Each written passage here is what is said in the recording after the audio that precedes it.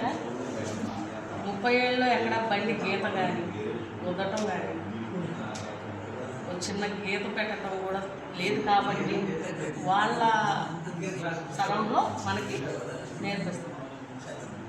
ఇప్పుడు ఎవరైనా బాగున్నారు అట్లా? ఎవరన్నా బండి అయినా సరే మీలో మీకే క్వశ్చన్, ఎవరి మీద కాదు, మీలో మీరే ఎవరన్నా హోలీ బండి గీతలో పెట్టకుండా ఉన్నారా ఇంతవరకు? లోన ఐడియా ఉందా? తొక్కి స్టార్ట్ చేశాను. నేను 7th క్లాస్ నుంచి ఎంత మట్టికి నా బండి గీత కానీ పడేయటం కానీ డ్యామేజ్. మనం ఏదైనా సబ్జెక్టు చదువుకునేటప్పుడైనా నేర్చుకునేటప్పుడైనా దాని మీద పట్టు ఉండాలి. ఇష్టంగా చేయాలి, కష్టంగా కాదు. దాని మీద పట్టు ఉన్నప్పుడు అది మనం చూడకుండానే తీసుకెళ్ళిపోతుంది. డ్రైవరు అంటేనే డాక్టర్ తర్వాత దేవుడు. మన వెనక 90-100 ప్రాణాలు. మనకొక్కళ్ళకే అన్నీ పనిచేయాలి. కళ్ళు, చెవులు, నోరు, చేతులు, కాళ్ళు, బ్రెయిన్ అన్నీ పనిచేయాలి. సాగర్ గుండెతో సహా అన్నీ పనిచేస్తేనే మన బండి ఉంది. నేను ఇది ఎందుకు ఎంచుకున్నానంటే డిగ్రీ చదువు కూడా లేడీస్ బ్యాక్లాగ్ పోస్ట్ ఉంటాయి. లేడీస్కి ఎవరు రావట్లేదు. ఇది బాగా హార్డ్ వర్క్, మగోళ్ళు చేసే హార్డ్ వర్క్. ఆఖరికి నాతో టైర్లు కూడా తీపించారు. టైర్లు కూడా తీసారు మగోళ్ళతో పాటు. ఇప్పుడు 29 బ్యాచ్లు అన్నిటికీ నేను అటెండ్ అవుతున్నా, అన్నిటికీ వస్తున్నాను. కానీ దీంట్లోకి వచ్చాను, నాకు గవర్నమెంట్ పోస్ట్ రాలేదు అనేది నా నిరుత్సాహం. ఎందుకంటే నేను వచ్చి ఇంకో 10 మందిని తీసుకురావాలి అనే ఇది ఉంది.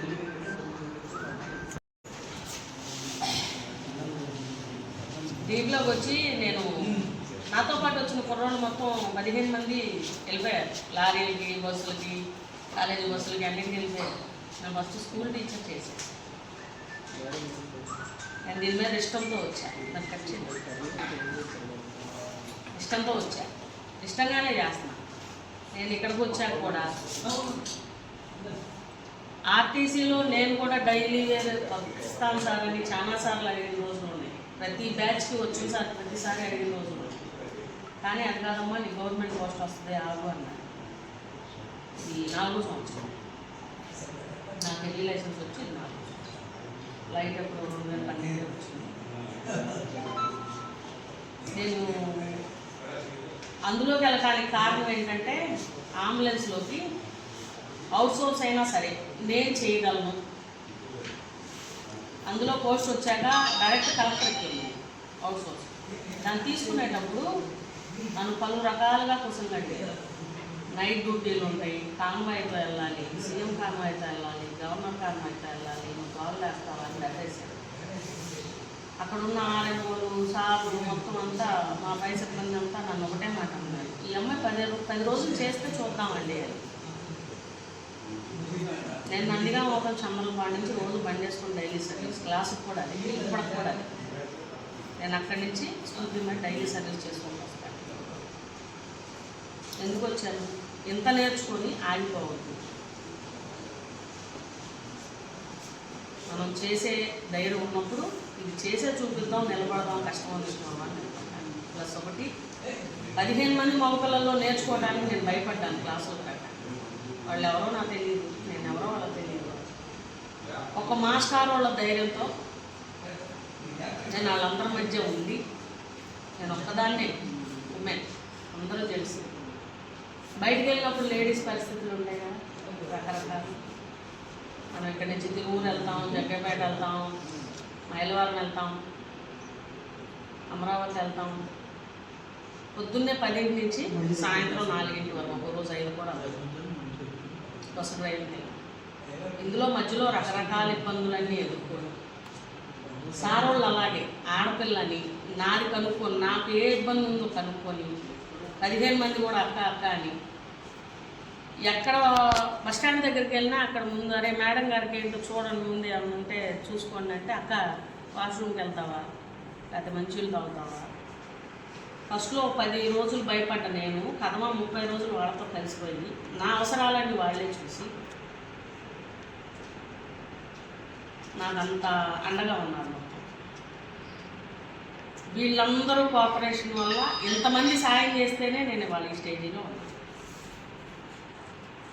మనకు ఆర్టీసీ అంటే డ్రైవింగ్ ఒకటే కాదు, ఒకరికొకరు సాయం. ఇవాళ ఒక ఆడపిల్ల 29 బ్యాచ్ల తర్వాత కూడా వచ్చి ఎందుకు చెప్తుందంటే వాళ్ళందరూ చేసిన సాయం నేను గుర్తుపెట్టుకున్నాను. కాబట్టి వీర్రాజు గారు కానీ సుబ్రహ్మణ్యం సార్ కానీ నాకు ప్రతి విషయంలో అండగా ఉన్నారు. వాళ్ళు ఉండబట్టే నేను నేర్చుకోగలను. అలాగే దీంట్లోకి వెళ్ళాక కూడా నేను 4 రోజులు 6 నెలలు బాగా ఇబ్బంది పడ్డాను. మొత్తం చేసే లేడీస్ ఎవరు లేదు. వాళ్ళు సింగిల్ డ్యూటీలు చేసి నేను డబల్ డ్యూటీలు చేసిన రోజులు అయినా కూడా నేను వదిలిపెట్టలేదు. ఎందుకంటే నా దగ్గర కరెక్ట్గా ఉంది, విద్య ఉంది నా దగ్గర ఉంది కాబట్టి నేను చేయగలను. బళ్ళు ఎవరు కరెక్ట్గా ఇక్కడ కాకుండా బయట ఎక్కడన్నా ట్రైనింగ్ తీసుకున్న వాళ్ళు బళ్ళు తోలలేదు. నేను ఇప్పటికీ కూడా ఆఫ్ చేయను, బ్రేక్ టచ్ చేయను. ఆఫ్ క్లచ్ అనేది మీరు సార్ చెప్పినట్టు గట్టిగా పట్టుకుంటే 12 టైర్ల లారీ కూడా మీకు ఆఫ్ క్లచ్ పెడతారు. వీళ్ళు చెప్పే 40 రోజులు మీరు మానేసుకుంటారు, ఏదో దేవుడు మాట 40 రోజులు దీక్ష చేస్తారు. ఇది కూడా ఒక దీక్ష.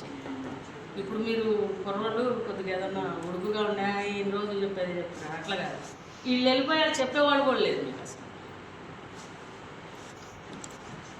చదువు అయినా ఈ ట్రైనింగ్ అయినా ఏదైనా ఎక్స్పీరియన్స్ మీద రావాలి. కానీ ఇప్పుడు ఈ క్లాస్లోనే ఒకసారి వచ్చేద్దని చెప్పలేదు.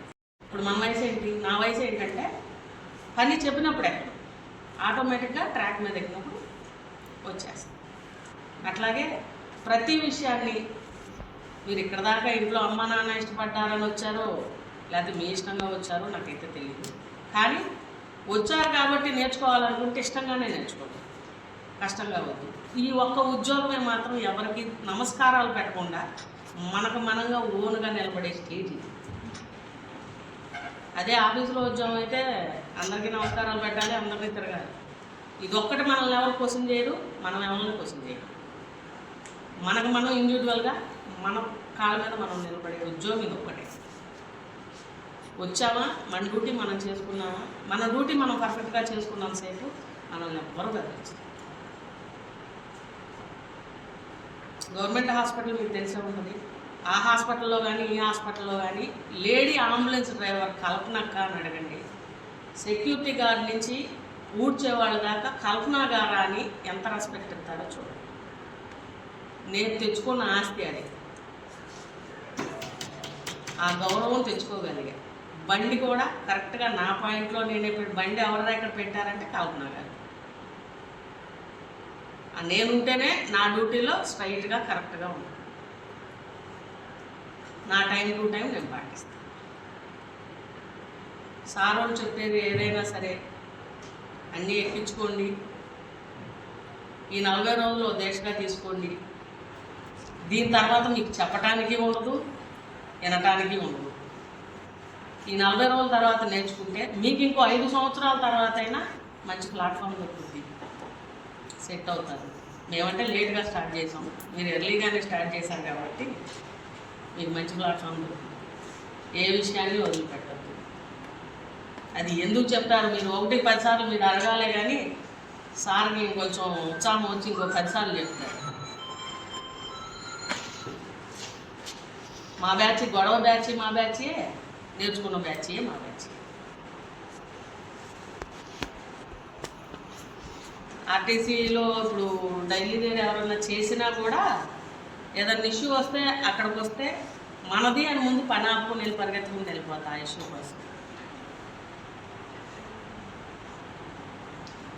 దేన్ని డిలే చేయొద్దు. సిగ్నల్స్ చూసుకోండి, బండి పార్ట్స్ చూసుకోండి. ఎక్కడైనా బండి ఆగిపోయినప్పుడు చేసుకునే క్యాపబిలిటీ మీకు ఉంటుంది, చేసుకోండి ఖచ్చితంగా. దీంట్లోకి ఎందుకు వచ్చామా అని మాత్రం నిరుత్సాహపడదు. ఎప్పుడు వెళ్తామో ముందుకు అనేది నిరుత్సాహపడదు. మనకన్నా పైవాడిని ఎవరిని చూడదు, కిందని చూడండి, అతనికన్నా మనం బెటర్. రోడ్డు మీద డ్రైవింగ్ ఆటోలోళ్ళే ఆపి ఇంత భరోసాగా ఎట్టతోలుతున్నావు అక్క నువ్వు డ్రైవింగ్ అంటారు. అది మాకు మా గురువులు ఇచ్చిన విద్య. అది వాళ్ళు ఇచ్చారు కాబట్టి నేను అంత స్పీడ్లో అంత వెళ్ళగలను. మోడీ గారి శంకుస్థాపన, అమరావతి శంకుస్థాపనకు వచ్చిన రోజు ఎల్లిపేట దగ్గర నేనే 60 మంది HOD, college bus, Siddhartha college bus, 60 మంది హెచ్ఓడి. నా గురించి రాని పేపర్ లేదు, సేవే లక్ష్యంగా. అయినా అది ఎప్పుడు రావాలో అప్పుడు వస్తుందని నేను దానికోసం ఆగే. మనంతటా మనం ఎక్కడా డబ్బు కొట్టుకోవద్దు, వస్తుంది.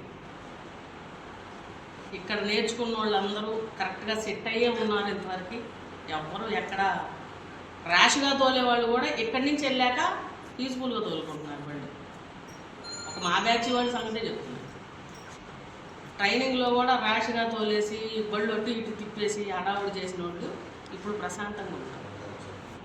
ఏంటంటే అప్పుడు సార్ చెప్పింది మేము వినిపించుకోలేదక్క. అసలు డ్రైవింగ్ సార్ చెప్పినట్టు వెళ్ళిపోతే అసలు ఆరాంగా వెళ్ళిపోవచ్చు.